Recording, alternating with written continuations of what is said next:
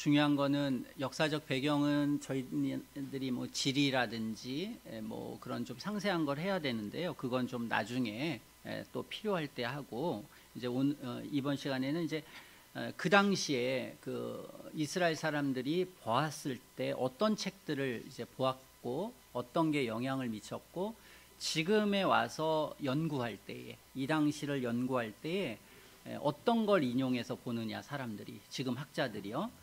그것에 대해서 좀 이렇게 보고요. 이 학자들은 이제 이러한 많은 그 내용들을 가지고 이제 상상의 나래를 펴는 거거든요. 그래서 뭐 왜 예수님이 30년에 돌아가셨는데 60년이나 돼야 복음서가 나오냐, 뭐 이런, 그러면 왜 그렇게 되지라고 하면서 수많은 이론을 만들어내고, 그리고 억지로 그것을 이제 자기들이 그게 맞다고 확신하면서 이제 하면 이제 문제가 되는 거죠. 그것은 이제 다 문제가 되는.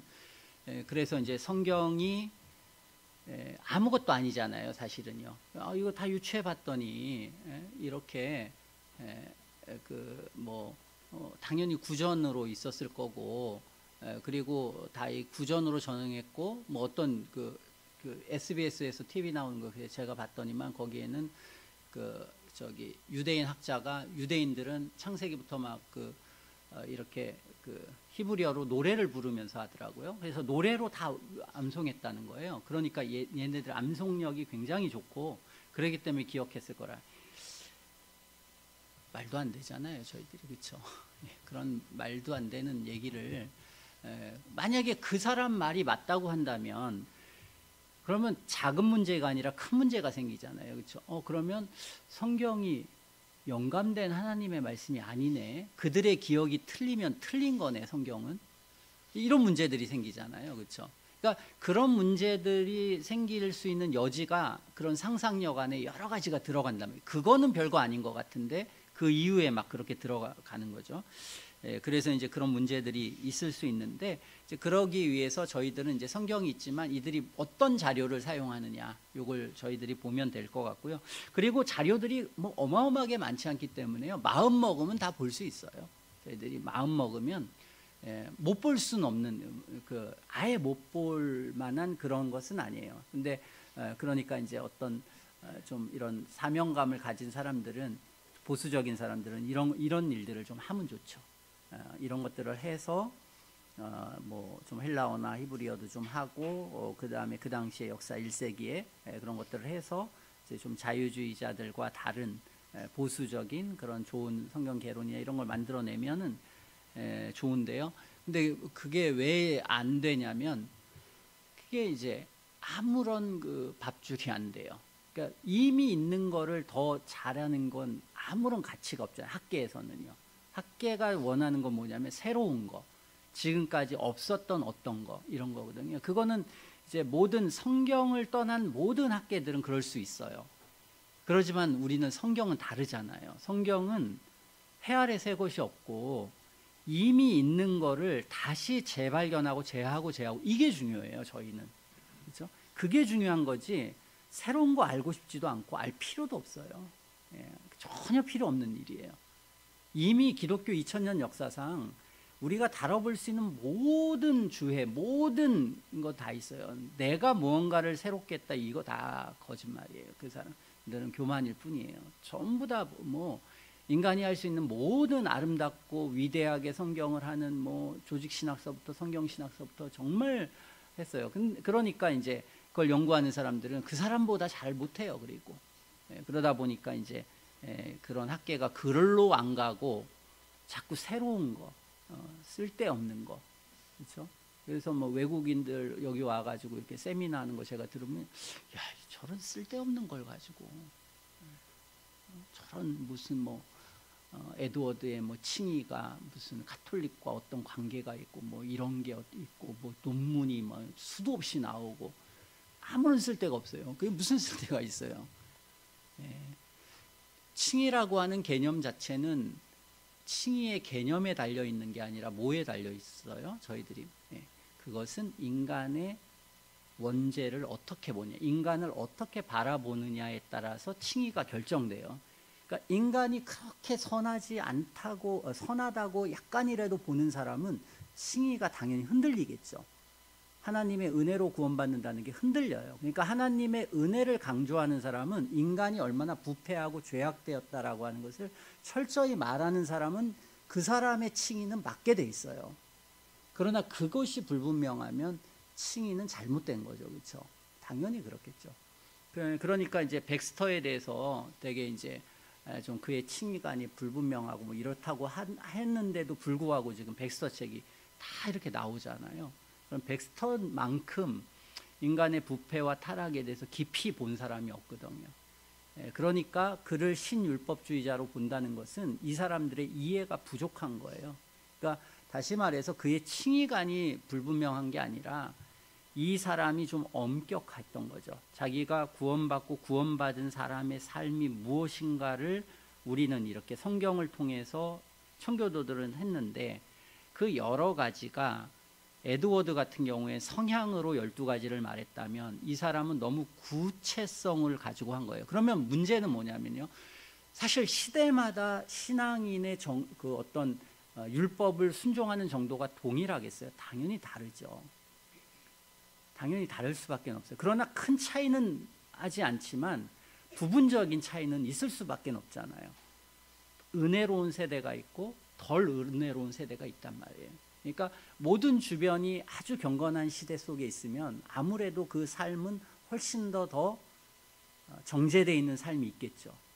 더 거룩한 삶이 있을 거예요. 그러나 그게 아니라 교회가 굉장히 타락하고 부패한 사회에 아이들이든 뭐든 하면 성도들이라도 조금은 더 연약하고 그럴 수 있잖아요. 그렇죠? 그런데 그런 아주 좋은 시대에, 아주 풍만한 시대에 그리스도인이 누구냐라고 하는 것을 이렇게 적어 내려가면, 그러면 그것은 그렇지 않은 세대와 비교할 때는 상당히 높을 수 있단 말이에요. 그러니까 이런 방향으로 어떤 걸 율법화해서 정밀하게 그렇게 하는 건 위험성이 있단 말이에요. 여기에는. 그러니까 그리스도인들을 그렇게 판단하기보다는 성경이 나와 있는 것으로만 판단하고, 에드워드는 그러니까 어떤 신앙 감정이다. 성경이라고 하는 것은 어떤 율법을 지키고 안 지키고의 문제가 아니라 그 영혼 속에 내재되어 있는 것들이 어떤 형태로 표출되어지는 그 내용을 가지고 판단을 했잖아요. 그러니까 좀 지혜롭게 판단한 거죠.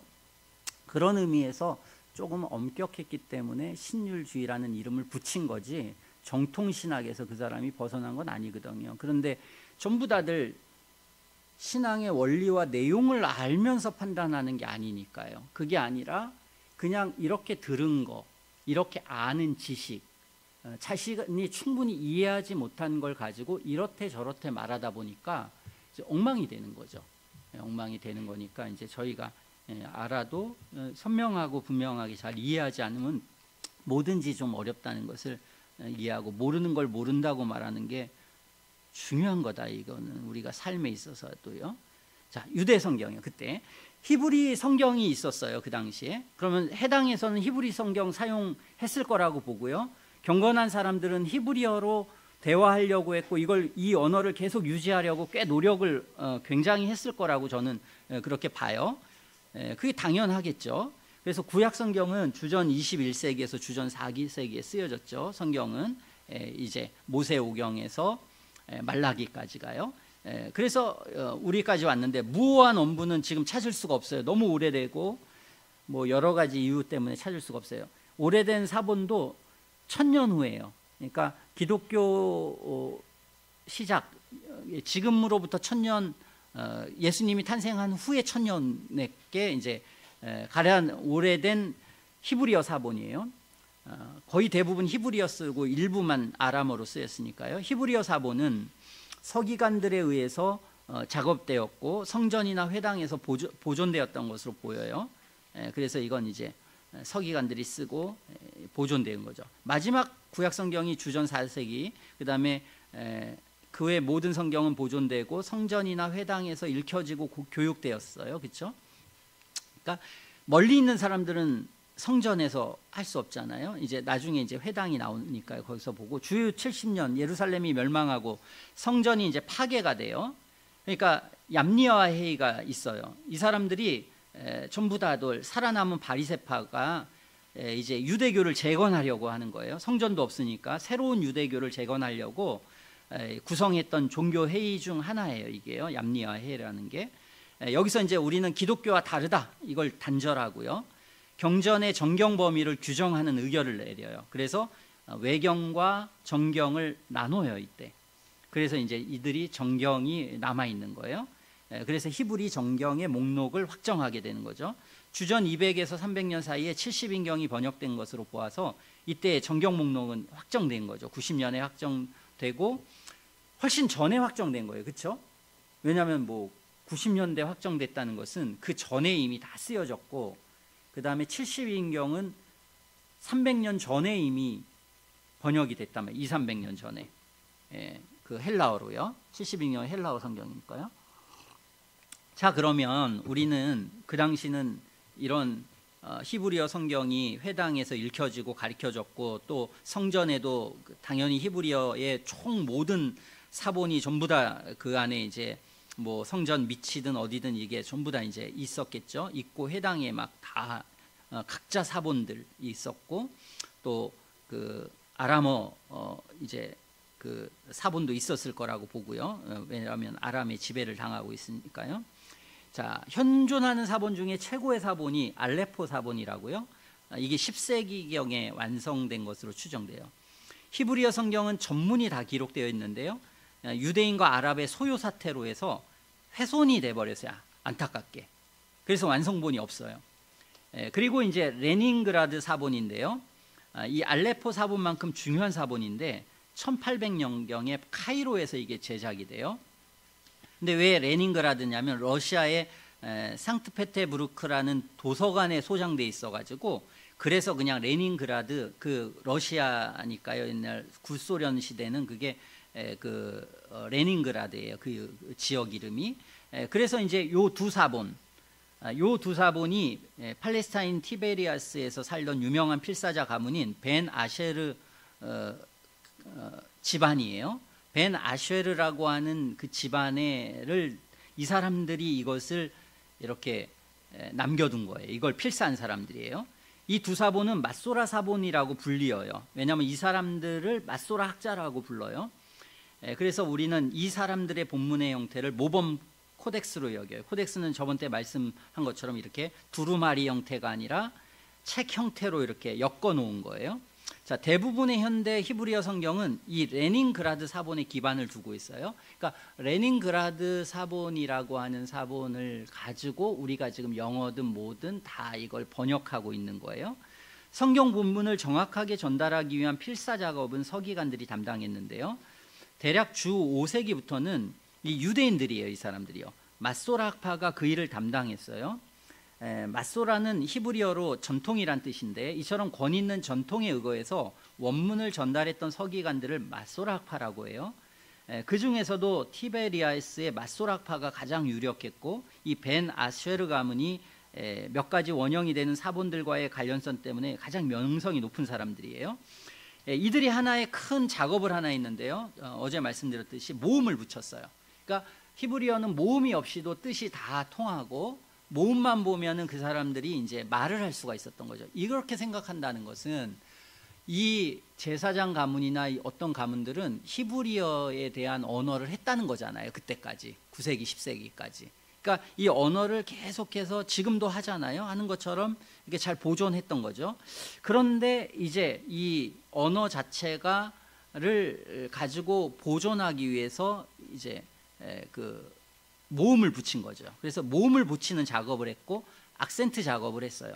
그래서 이제 높낮이를 이제 여기다 표시를 한 거죠. 자, 이 일들을 하게 돼서 이게 이제 레닌그라드 사본이에요. 자, 이 레닌그라드 사본이 이제 하나 존재해요. 그러면 우리는 당연히 이 사본을 신뢰할 수 있겠죠. 왜냐하면 유대인들이 얼마나 이 성경을 귀중하게 여겨요. 이 사람들이 아주 정성껏 했잖아요. 그러니까 오히려 헬라어 사본은 나중에 기록되었지만 문제를 가지고 계속 뭐 문제 제기를 하지만, 이 사본은 오히려 문제 제기를 할 수가 거의 없는 거예요. 오히려. 자, 이렇게 잘 보존을 해왔어요. 잘 보존을 해왔는데 이제 1940 몇 년이죠. 그때 이제 사회사본이 발굴되잖아요. 사해사본을 발굴하다 보니까 이사야 두루마리가 발견되고 막 두루마리가 발견되니까 뭐 이 흥분한 거지 사람들이. 그래서 이건 이제 이 성경과 비교를 해봤어요. 나중에 이제 이 학자들이 비교를 해봤더니 1000년 후에 이렇게 그 남겨진 성경과 그 당시에 1, 2세기에 있었고 지금 발견한 성경과 내용이 다르지가 않은 거예요. 거의 유사한 거예요. 그래서 이제 이 사본이 이렇게 굉장히 잘 유지되었구나, 이걸 이제 우리가 확인을 하게 된 거죠. 자, 그 다음에는 BHK라고 하는 것은 독일 루터교 학자인 루돌프 키텔이라고 하는 사람이 있어요. 레닌그라드 사본을 기반으로 비평 작업을 해서 만든 히브리어 성경이에요. 그래서 그럼에도 불구하고 이들이 이제 여러 가지 역본들, 또 여러 가지 성경들, 그리고 그것을 공부하면서 이제 그것에 대한 더 완성본을 만들려고 노력한 거예요. 그래서 어느 정도까지 건드렸는지 모르겠어요. 그러나 이 BHK라고 하는 이 성경이 지금 우리가 이제 지금은 그게 다 출판돼요. 그러니까 그 레닌그라드 사본에 대한 내용이 아니라 지금 이 키테리슨. 그러면 이들은 이제 성경에서 자기가 어떤 이문이나 그렇게 느껴지거나 그걸 못 바꾼 것을 전부 다 이유를 써요. 걷다가 이런 이유 때문에 이렇게 바꿨다, 이런 이유 이렇게 했기 때문에 이제 그런 부분이 있고, 우리가 공동 번역은 이것을 원문으로 번역했다고 하고요. 그래서 이제 공동 번역이라고 해서 저기 그 카톨릭과 같이 번역한 거예요. 같이 번역했는데, 그래서 거기에 이제 옛날에 그 앞에 보면 KBS인가요? 그렇게 써 있어요. 그 번역 그 성경책인데요. 저도 가지고 있는데 요 공동 번역이에요. 외경이 같이 들어가 있고, 요게 이제 그걸 기반으로 번역했다고 해요. 이런 것도 제가 지금 쭉 찾아보다가 느낀 건데요. 왜 책들이 좀 다르게 얘기하는지 모르겠어요. 그러니까 이런 역사적 사실이 한 100년만 지나가도 굉장히 쉽지 않다, 이게. 그런 생각이 들더라고요. 그러니까 100년만 지나가도 사실도 변개할 수 있다, 좀. 그런 생각이 들더라고요. 그래서 어쨌든 그렇고, BHS라고 키텔 성경이 나온 지 40년 만에 키텔 성경을 수정한 것으로 맛소라 본문의 레닌그라드 사본판을 거의 그대로 복제한, 당연히 그래야 되겠죠. 지금 뭐 말도 안 되게 지금 뭐 그 사해사본 발견된 거기 걸 뭐 이건 말도 안 되잖아요. 당연히 이렇게 잘 했는데요. 그래서 그 비평 주석이 본문으로 추가된, 그래서 이제 요거는 이렇게 이제 BHS예요. 이게 최근판이에요. 좀 오래됐어요, 이것도요. 그래서 이렇게 이제 그 히브리어 성경을 이제 새롭게 판해서 뒤에 이제 이런 어떻게 뭘 바꿨고 뭐 하고 이런 것들을 이제 다 다뤄놨어요, 여기에요. 그래서 이제 요 성경이 있다. 그리고 출판 지역 이름을 따라서 비블리아 헤브리 라이카 스투트가르텐시아 지역의 맨 끝에는요. 그래서 개역 한글판을 이것을 참고해 개정했다고 그렇게 얘기를 하더라고요. 그래서 이제 구약은 이것을 참고했고, 신약은 그 최초의 그 판이요, 그 에라스무스 판을 참조했다고 그렇게 이제 이야기하더라고요. 그래서 개역 한글판도 잘 번역된, 그리고 굉장히 노력한 그런 개역 한글판이 그렇다고 보시고, 또 경건한 시대에 저희가 만들어졌잖아요, 이게요. 그렇죠? 지금 시대보다 그 시대가 훨씬 더 경건한 시대에 경건한 사람들에서 만들었기 때문에 저희가 충분히, 그리고 문체도 보면 그 개역 개정보다 훨씬 더 나은 것 같아요. 더 나은 것 같고, 그리고 굳이 바꿨는데 좀 그런 억지로 바꿔서 사실 왜 바꿨을까, 이게. 그렇죠?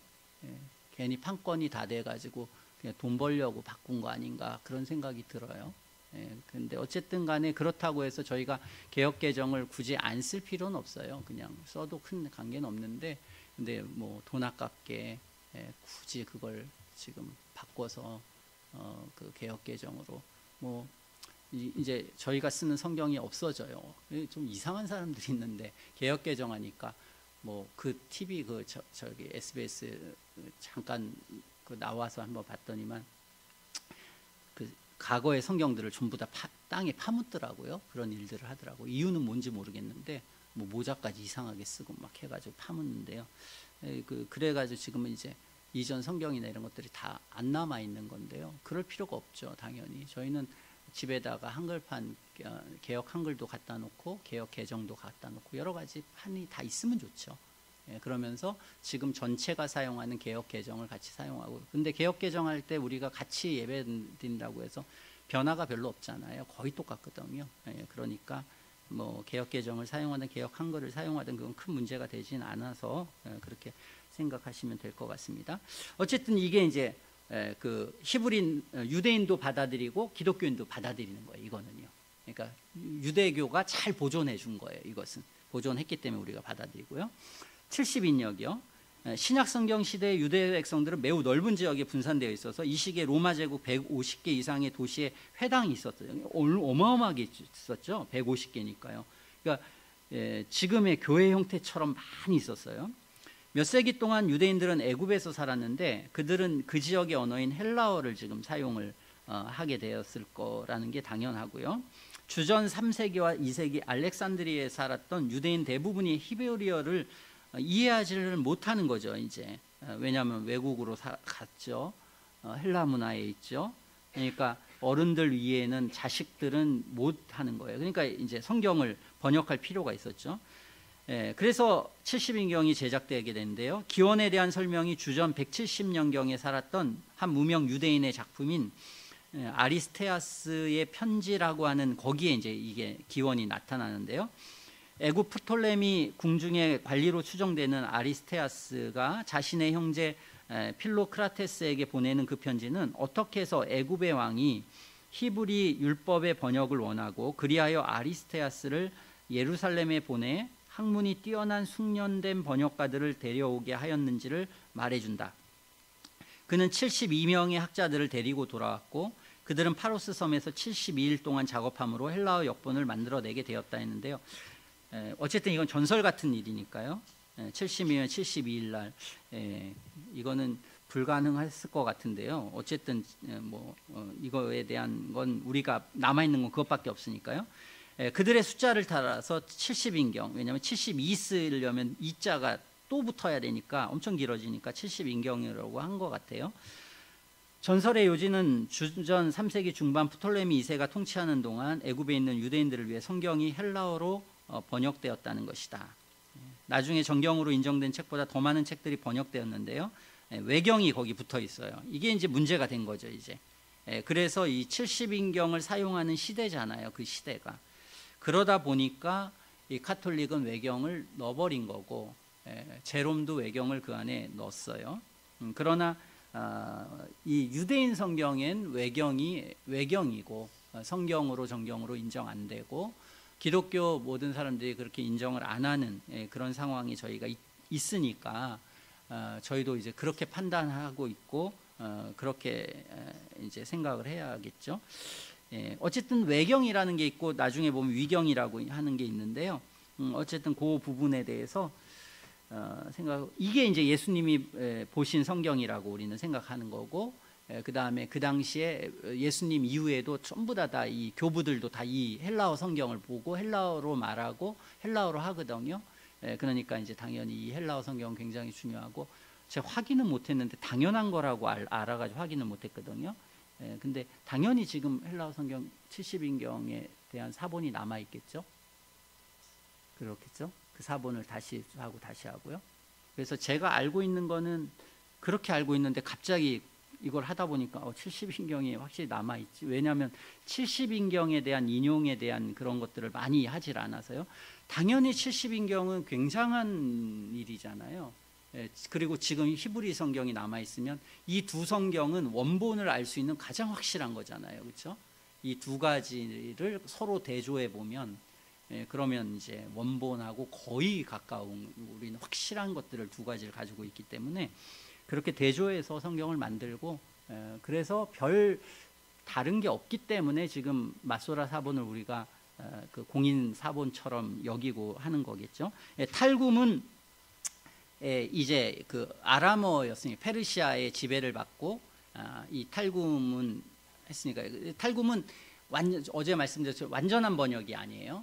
아람어의 번역인데 여기에는 이제 뭐 설교문도 들어가 있고 번역도 좀 불분명 이런 게 있어요. 그렇지만 어쨌든 그 페르시아 뭐 페르시아의 또 그 속국으로 오랫동안 있었잖아요. 그러다 보니까 당연히 자손들은 알지 못하는 거죠. 언어를 그 히브리어를 알지 못하니까 할 수 없이 아람어로 설교하는 했고 번역한 성경이 필요했던 거죠. 그래서 이 탈굼이 있다고 이렇게 보시면 되고요. 그다음에 말씀드렸던 페시타나 이런 것들은 여기에 이거는 그 헬라어 성경이니까요. 히브리 성경은 이제 이렇게 있고요. 그다음에 이제 외경이라는 것은 구약 성경이 완성된 후 신구약 시대에 기록된 14권의 책을 말한다. 이 외경은 구약 히브리어 성경에 한 권도 포함되지 않았다. 그런데 70인경과 구약 벌게이트 역본은 포함시켰다. 로마 교회는 14권의 외경 중 11권을 제2의 정경으로 인정하여 주 1546년 트렌트 공의회에서 성경의 일부로 선포하였다. 개신교에서는 내적 외적 증거로 이 외경을 정경으로 인정하지 않는다. 이 책들은 예수님과 유대인들 그리고 신약 성경도 정경으로 권위를 인정하지 않았으며 교부들도 인정하지 않았다. 저희들이 생각하는 것보다는 훨씬 더 기독교의 많은 부류들은 이제 지금 이제 장신 같은 경우들은 이렇게 그 WCC에 속해 있기도 하지만 이 카톨릭화 되어야 하는 거라든지 그런 것에 대해서 굉장히 열려 있는 태도를 지녀요. 그래서 그 제가 알고 있는 어떤 분이 그 얘기하면서 외경에 대해서 이렇게 비판하는 사람들을 완전 거의 욕을 하더라고요. 이 꼴통이다 이거 꼴통들. 그리고 왜 우리가 그 형제인 그 카톨릭에 대해서 그렇게 비판적이냐? 그거는 굉장히 근데 이분이 이제 장신대 나오고 그리고 서울대 나와서 장신대 나오고 그리고 옥스퍼드에서 학위 받고 웨스트민스터에서도 가르쳤어요. 그 원서영제에 있는 그 웨스트민스터 신학교에서도 가르치고 여기에서도 이제 그런 사람이에요. 근데 그런 얘기를 이렇게 이제 하더라고요. 그런 얘기들을 하고 그리고 지금도 이제 기독교 내에도 좀 애매한 게요. 좀 지금의 극우적인 성향을 가진 분들은 되게 보수적 교회들이 많아요. 그리고 되게 극좌적인 쪽에 있는 사람들은 또 신앙도 진보적인 분들이 많아요. 그래서 이제 우리는 이 양극단으로는 가지 말아야 되는데 어쨌든 신앙도 굉장히 이쪽에 있는 사람들은 그렇더라고요. 그래서 몇 개의 지금 한국 교회에 이렇게 변화가 있는 게 있는데요. 이렇게 좀 뭐 지식적이고 약간 좀 이렇게 개혁적이고 그래서 이제 성차별하는 것에 대해서도 굉장히 구시대적이다 이렇게 이제 이야기를 하고 그런 어떤 이런 부류의 사람들 이런 사람들이 요즘 이제 굉장히 많은 그런 것들을 가져요. 그래서 좀 지식적이면서 사회에 되게 열린 태도를 가지고 있고 그리고 기본 우리의 이제 이런 극우 같은 이러한 기독교를 굉장히 이렇게 비판하면서 과거에는 그런 것들이 좀 오히려 우리나라에서는 세력이 작았는데요. 지금은 이제 그런 사람들의 세력이 전체적으로 커요. 그래서 좀 어떻게 지성인들이면서 좀 신앙생활을 그런 방식으로 하는데 좀 편한 그래서 이분도 좀 그런데 생각보다 많아요. 생각보다 많고 그런 사람들은 뭐 정말 그런 위험한 소리들을 이제 막 하는 거죠. 이제 하나하나 주장을 해요. 주장하고 지금은 또 이렇게 젊은이들한테 더 위험한 거는 유튜브라고 하는 것 때문에요. 그래서 정보를 듣게 되고 그런 정보를 들었는데 그 정보가 우리 목사님 얘기와 다르다. 그럼 내가 먼저 들은 정보가 항상 사람들은 머릿속에 옳은 걸로 기억되어 있기 때문에 그리고 그런 것 때문에 이제 이게 자꾸 이게 안 받아들여지고 다른 잘못된 확고한 그런 게 생기는데요. 어쨌든 이분도 이제 아주 그런 얘기를 뭐라고 하냐면 이렇게 칼빈의 기독교 강요가 그 당시 예수님 당시에 있었냐? 루터의 책이 있었냐? 이 사람들 전부 다 외경 보고 했던 사람이다. 나는 지금 사람들한테 칼빈 기독교 강어를 읽느니 외경 보라고 하겠다. 뭐 이런 식으로 얘기하더라고요. 왜냐하면 카톨릭 제2의 정경이라고 하니까요. 그러니까 이제 이런 주장을 성품도 나쁘지 않아요. 제가 좀 안타까운데 이분이요. 제가 대학교 때 그 같이 신앙생활을 했고 같이 교회를 다녔기 때문에 그리고 굉장히 인격적이었어요. 굉장히 인격적이고 그리고 그 와이프분도 잘 알고 뭐 아주 가까이 지냈던 사람이었는데 이제 제가 군대 갔다 오고 교회를 거기 한다고 이렇게 했는데요. 그런데 이제 그런 주장을 하더라고요. 여러 가지 위험한 주장들을 그렇게 해서 참 저희들이 잘 이렇게 이해하려는 것도 중요하고 좀 어느 정도는 이해하고 알고 있어야 되겠다는 생각이 들어요. 어쨌든 저희들이 뭐 외경을 굳이 그렇죠? 성경도 읽기가 지금 힘들어 죽겠는데 외경까지 볼 필요는 없겠죠. 볼 필요는 없고 그러나 시간이 참 여유가 있어서 내가 가끔 뭐 다른 책도 보고 이렇게 한다 하면 이제 다른 책 보느니 외경 같은 거 한번 보는 건 나쁘지 않죠. 그리고 완전 불신자들이 또 뭐 함부로 막 그 성경에 대해서 그렇게 마구 얘기하는 시대가 지금은 돼버려서요. 어쨌든 이런 토빗, 유닛, 에스더의 남은 부분, 솔로몬의 지혜서, 집회서, 바룩경, 다니엘의 그 세 가지 내용들, 마카빌리서, 그래서 여기까지는 이제 포함되어 있는 거고요. 저기 외경 거기에요. 나머지는 포함되어 있지 않은데 이제 그 제2의 정경으로 여기는 거예요, 이 사람들이요. 그래서 이런 책들이 있다 이렇게 하는데요. 저도 아직까지 읽어보지는 못했어요, 외경을요. 그런데 그냥 이제 교역자가 되니까 한번 읽어보기는 해야 되겠다. 몇 부분을 읽어보기는 하고 어떤 부분이 좀 문제가 있는지 그리고 이렇게 조금은 제가 이제 읽어봤는데요. 이렇게 교훈하는 부분이 많아요. 어떤 것을 이렇게 교훈하고 뭐 이렇게 하나님이 말씀하셔서 어떤 이렇게 이야기하는 부분이 많은데 어쨌든 우리가 이제 여러 가지 그런 인정하지 않은 여러 이유가 있겠죠. 위경은 이게 거짓된 문서라고 해서 심각한 여기에는 뭐 완전히 뭐 거짓된 그래서 저자도 불분명하고 그 내용도 좀 억지인 그런 것들이 많다 이렇게 생각하시면 되고요. 그 다음에 이들의 자료가 이제 탈무드가 있죠. 모세 오경에 근거한 히브리의 민법과 경전법의 총체예요. 그래서 이 책은 주전 300년에서 주 500년까지의 랍비들의 사상을 압축해 놓은 건데요. 여기 미시나와 모세 자신의 성문법에서 추론한 전통적 구전율법, 게마라, 그리고 즉 율법의 전통에 대한 주석으로 이렇게 구성되어 있는데요. 게마라는 아람어를 사용하고 있고요. 그리고 탈무드와 밀접하게 연관된 것은 히브리어와 아람어로 쓰여진 초기 유대 해당의 설교집이 있는데 그걸 미드라시라고 해요. 그래서 히브리 구약 성경을 자세히 설명해 주고 있는 이 미드라시가 100년에서 300년까지 이제 성행한 거죠. 그러니까 성경이 있고 성경 말고 지금 우리가 책이 여러 가지 있잖아요. 지금 성경을 이해하기 위해서 있는 책들 당연히 그런 어떤 교훈집들 성경에서 나타난 그런 것도 많이 당연히 지금 책 있는 것처럼 그렇게 있었다고 보고 저기 외경은 어떤 의미인지는 잘 모르겠어요. 저도요. 그러니까 뭐 저도 깊이 생각은 안 해봤고 또 그런 내용. 그러니까 도대체 이것은 어떤 그 사람들이 그 저자 미상이겠죠. 저자가 뭐 솔로몬의 시편이라고 솔로몬의 내용이 아니고 그렇게 판단했겠죠. 그리고 이것은 하나님의 영감으로 되어 있는 그런 성경이라고 인정할 수 없는 그것이 어느 한순간 생겼겠어요. 그렇죠? 만약에 여기 한 관계라도 고대 솔로몬 시대에서부터 계속 이게 내려왔어요. 만약에 그러면은 당연히 누구가 누구 맘대로 이게 성경 아니라고 했겠어요. 그렇죠? 당연히 그러면 이건 성경으로 받아들여졌겠죠.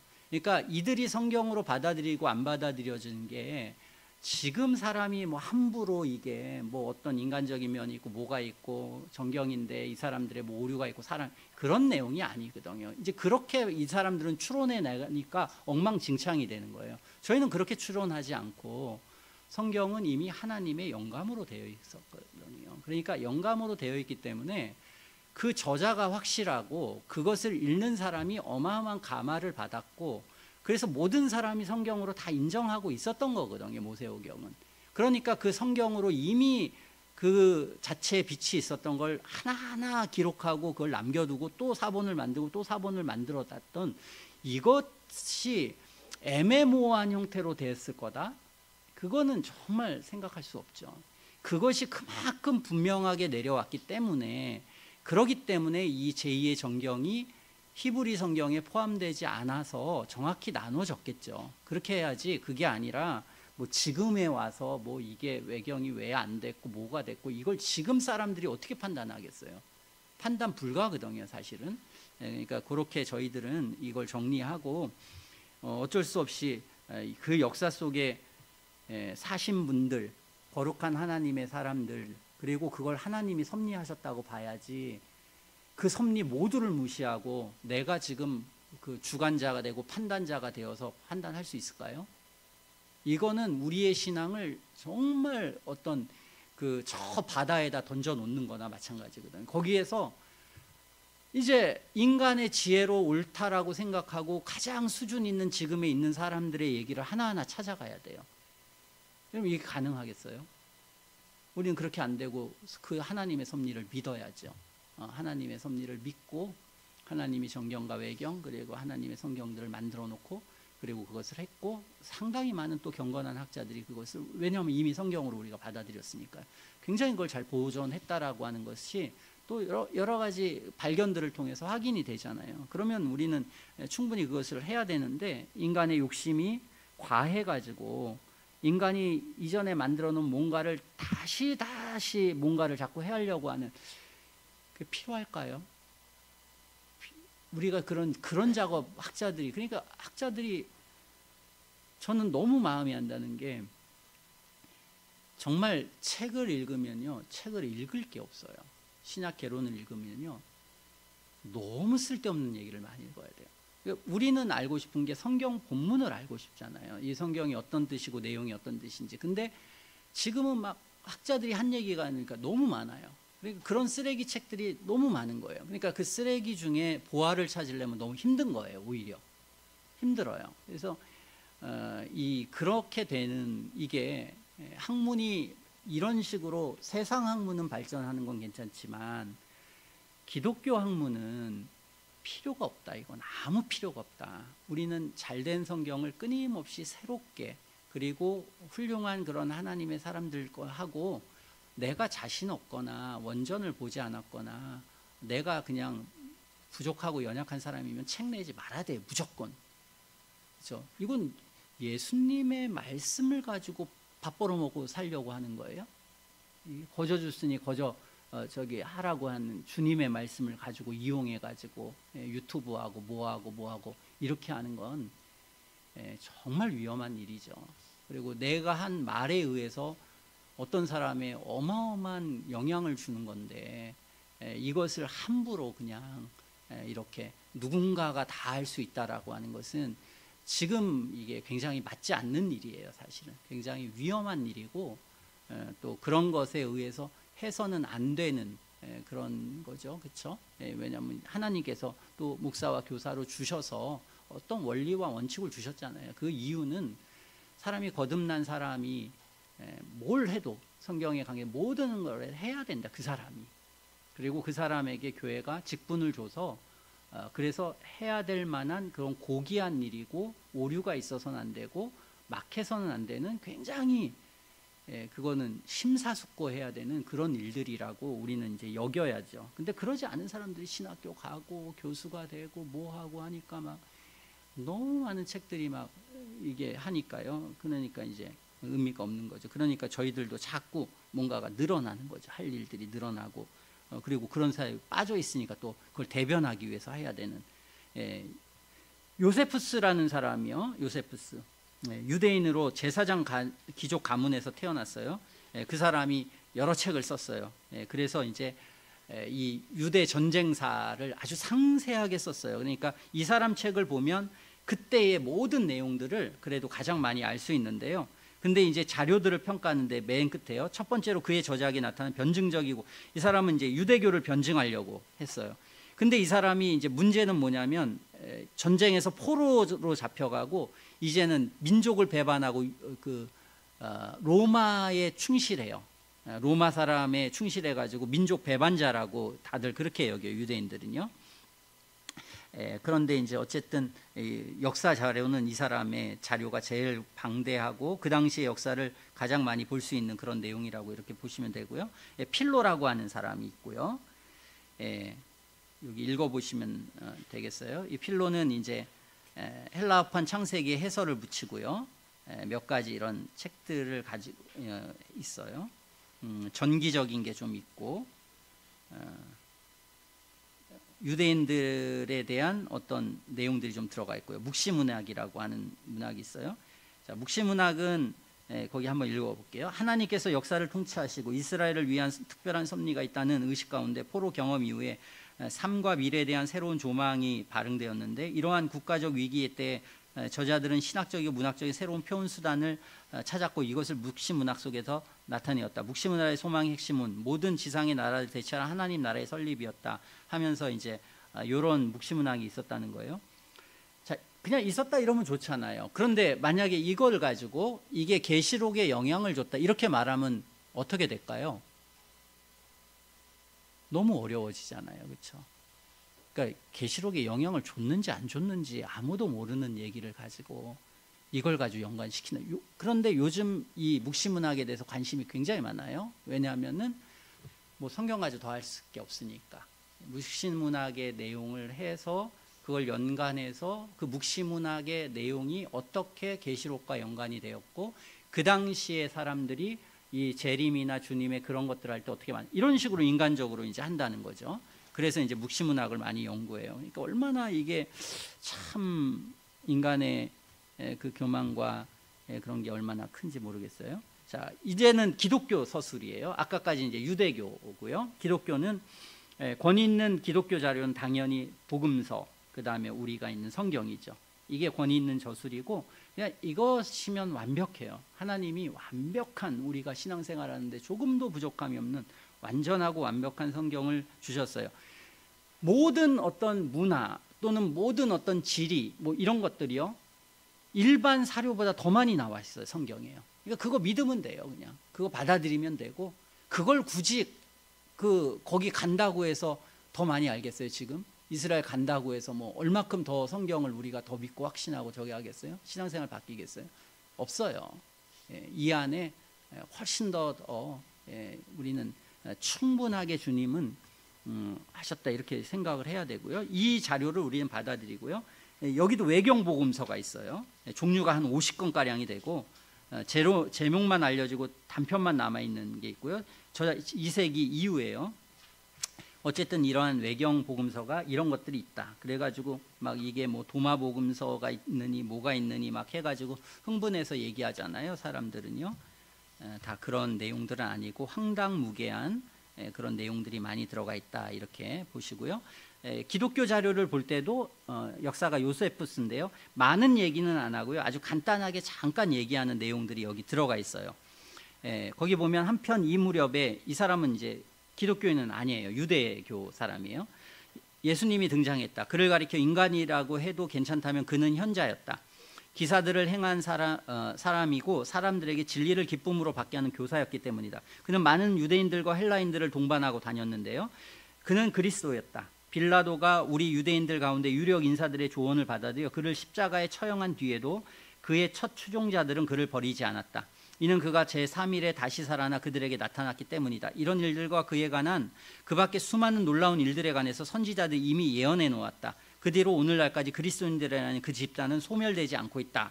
이게 이제 AD 100년 정도 되는 거죠. 복음을 막 전하고 이제 그것에 대해서 요세푸스는 그 당시의 내용을 간단하게 이제 유대사 쓰면서 그 안에 넣었어요. 그러니까 요세푸스를 통해서 이런 내용이 조금 들어가 있다. 그러니까 예수님의 그러한 그 기적이나 이런 것들에 대해서 상당히 많은 사람이 보고 부활도 다 인정하고 그러한 것들을 이방인들도 이제 귀로 듣게 되고 그것이 그 사람들이 그렇게 믿고 있다 이렇게 알게 되는 거죠.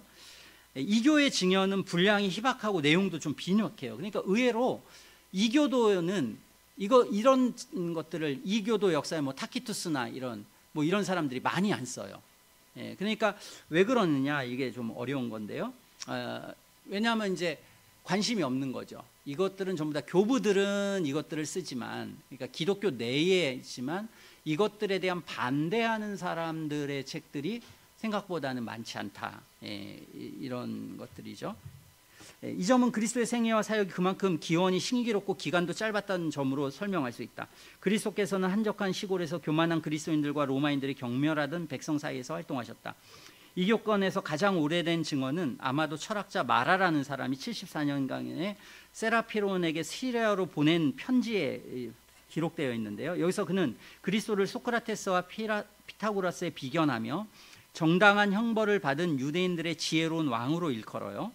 그래서 1, 2세기의 로마 저자들은 그리스도를 기독교라는 종교 창시자의 티베루스 제2때 본디오 빌라도에게 십자가형을 당했다는 점을 우발적으로 이제 언급을 가끔 한다는 거예요. 타키투스는 로마의 대화자와 네로의 박해와 연관지어 그리스도를 언급하고, 이게 그때니까요. 뭐 10년, 20년 지났을 때니까요. 30년, 40년 뭐 요때니까요. 그리고 기독교를 미신이라고 한다. 기독교를 적대시한 이교도들, 이를테면 루키아노스, 켈수스, 포르피루스, 배교자 율리아누스 같은 사람들은 복음 역사의 주된 사실들과 심지어 예수님의 기적들까지도 인정을 하지만 유대인 대적자들과 마찬가지로 그것을 악령들에게서 나온 것으로 이렇게 폄하하고요. 플리니우스라는 사람은 로마의 기족이자 과학자, 역사가로서 방대한 자연사 백과사전인 이제 박물지의 저자인데요. 그래서 이런 것들을 저희가 인용하고, 유세비우스가 이제 교회사를 써요. 그러니까 유세비우스가, 우리가 지금 이제 고대사를 보면 다 이 유세비우스가 원전이에요. 이 사람을 통해서 저희가 저작을 본다. 저희들이 이렇게 알면 되겠고요. 1권에서 7권은 330년까지, 후반부에는 320년까지 교회 역사 전반을 다루고 있는 책이다. 저희들이 이렇게 이제 보면 될 것 같아요. 이 사람이 연대기라는 걸 썼어요. 과거에는 다 이 연대기라는 걸 써요. 그리고는 교회사를 쓰고 이렇게 하고, 초대 교부에는 터툴리안이나 이라이나우스, 클레멘트, 이그나티우스, 아타네스 뭐 이런 사람들의 내용들을 이제 저희들이 보는 거예요. 그리고 제롬이 그 라틴어로는 히에로니무스인데요. 이 히에로니무스가 342년이나 349년 언제 출생했는지 정확히 몰라요. 그리고 죽은 날짜는 알아요. 420년 9월 30일 날 사망을 했는데요. 한 70세 정도를 산 거죠. 성직자였고 신학자였고 번역가였으며 역사학자로서 역사서나 에세이 등 다양한 글들을 집필했어요. 이분이 불가타를 탄생시켰고, 카톨릭 정교회 성공에서는 뭐 이를 성인으로 공경하고 있어요. 그는 로마의 주교 다마수스의 명령을 받고 라틴어 번역에 착수하는데요. 그래서 이제 70인역이나 히브리어 필사본 등을 토대로 구약 성경을 이 사람이 번역했다고 하고요. 또한 신약 성서는 그리스어 신약 성서를 라틴어로 번역한 것과 합본화해서 불가타 라틴어를 탄생시켰다는 거죠. 그 당시 이 사람이 어떤 그리스 신약 성서였는지 지금 아무도 몰라요. 그런데 어쨌든 신약 성서를 한 거예요. 그거 알고 있으면 뭐 어마어마한 거죠. 다마수스의 사망 뒤에 389년 베들레헴 수도원을 세우고 예수 성탄 성당이라는 지하 동굴에서요, 이 사람이 성녀 바울라, 성녀 에우스토키움, 그들이 성녀라고 붙이니까요. 그 다음에 두 모녀의 도움으로 이제 성경을 번역했다고 해요. 그래서 이제 이 사람이 거의 300년 그때니까 니케아 신경이 있고 막 많은 교부들이 있을 때 그때 이제 번역한 거니까. 저희가 이제 불가타 성경에 대해서 이제 잘 몰랐을 때 저는 그냥 이건 카톨릭 성경이고 엉망인 성경이지 이렇게 생각했는데, 그게 아닌 거예요. 그게 아니고 상당히 신뢰할 만한, 나름은 굉장히 그 성경 자체는 잘 보존되어 있을 가능성이 있어요. 모르니까 전 뭐라고 말씀을 어쨌든 간에 굉장히 후대에 기록된 게 아니라 그때 기록된 거다. 저희들이 그렇게 생각하면 되고요. 뭐 지금이야 이제 확실한 우리는 헬라어, 히브리어 성경이 있기 때문에 그걸 기반으로 그렇게 하면 될 것 같다 이 생각을 하시고요. 저희가 이제 그래서 초대 교회의 전체적인 그런 내용을 이해하려면 제가 지금 드린 이런 책들을 그냥 보면은 우리는 어떻게 보면 이런 객관적 어떤 내용들을 이렇게 좀 이해할 수 있겠다 이런 생각이 듭니다. 제가 원래는 이 가을에 초대 교회사를 이제 쭉 해서 교회사를 하려고 했어요. 교회사를 이제 하려고 하고 봄에 이제 성경 구약 성경과 신약 성경의 어떤 원문 본문 비평에 대해서 좀 더 자세히 하려고 계획을 했었는데 교회사를 이렇게 쭉 하다 보니까 이게 안 되겠다. 이게 너무 뭐 얘기도 많고 해서 아예 좀 초대 교회에서부터 좀 그걸 해야 되겠다. 우리의 기초니까. 그래서 제가 이제 좀 하다가 내용을 바꿔서 이걸 했어요. 이제 또 하다 보니까 이제 조금 더 좀 자세하게 할 부분들이 저희도 보이더라고요. 그래서 이제 그런 복음서들이 그 30년간이라고 하는 게 저는 이제 알고 싶은 거는 그 30년이라고 이제 하잖아요. 그래서 다들 이제 복음서는 한 60년 쪽에 쓰이고 바울서시는 한 50년에서 60년 사이에 쓰여지거든요. 그래서 그거에 대한 어떤 그 근거, 이 사람들이 어떤 계산을 해가지고 그렇게 했느냐를 좀 알고 싶더라고요. 알고 싶은 이유는 하나 때문에 알고 싶은 건데요. 다른 게 아니라 왜 마가 우선서를 이 사람들이 얘기했는가. 요거 알고 싶어가지고요. 그래서 이 하나를 변개시킬 수 있다면 나머지도 다 변개시킬 수 있겠다. 이 사람들이. 그렇게 해서 이제 저희들은 이런 방식으로 좀 저희들이 이제 성경을 더 올바르게 알고 또 이런 잘못된 여러 가지 사상이나 생각의 그런 위험성에 대해서 좀 이해하면서 그러기 위해서 우리 자신의 신앙을 그런 것에 잘 움직이지 않기 위해서 어떤 형태로 이걸 우리는 이해를 하고 있어야 되느냐.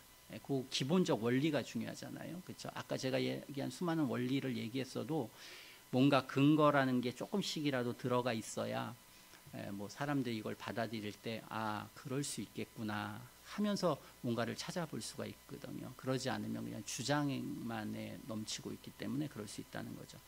어쨌든 좀 저희가 어렵게 한번 이렇게 내용들을 살펴보았는데요.